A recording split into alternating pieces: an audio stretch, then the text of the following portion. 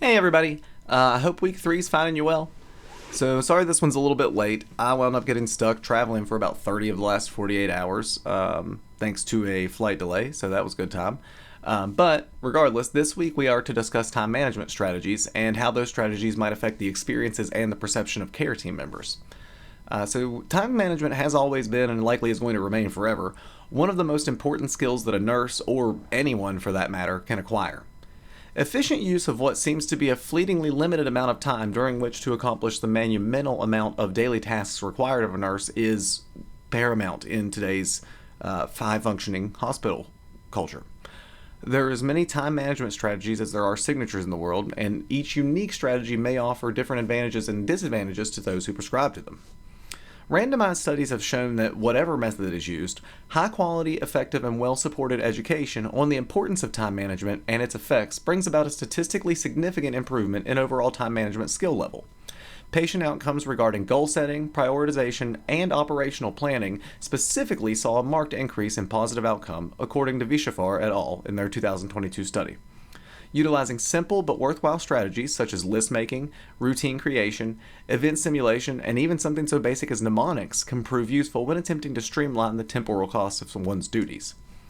A study of critical care nurses and their usage of time management strategies and how those strategies has impacted prioritization was carried out in that 2022 study I mentioned. This study found that, though the specific strategy was seemingly of little importance, educational focus on time management in general produced a statistically significant decreased triage time, which of course should result in a reduction of door-to-diagnosis time for most patients. One particular strategy that I am personally quite fond of, and that might seem like not a strategy at all, is simply the act of good planning. This may initially sound like a cop-out, however rarely is a goal achieved without an organized approach to at least one portion of the end result. Research from 2023 performed by Filomeno et al. Highlights the importance of genuine and high-quality planning and shows a statistical connection between a deliberate management approach with clearly defined action plans and benefits to a variety of work and private life experiences for the management and their team. It's no secret that effective time management reduces stress not only for the individual practicing time management techniques, but also for those both in their professional and private lives. Stress can never be completely eliminated, no, as much as we might want it to be. It's with this in mind that I bring up the idea of resiliency now. Resiliency refers to an individual's ability to cope with and effectively navigate adverse experiences and situations. This skill is absolutely crucial in the medical field, if for no other reason than that there are few that are as constantly faced with the amount of tragedies in daily life as we are, unfortunately. My preferred definition of resiliency is really more of a simple and well-worn analogy. Any person can fall off a horse and stay down. A truly resilient individual will get up one more time than they fall down. A significant amount of resilience is required to simply show up to work day after day in nursing. And considering certain aspects of our job and the jobs of everybody else in the hospital, I'm sure that we are not the only ones.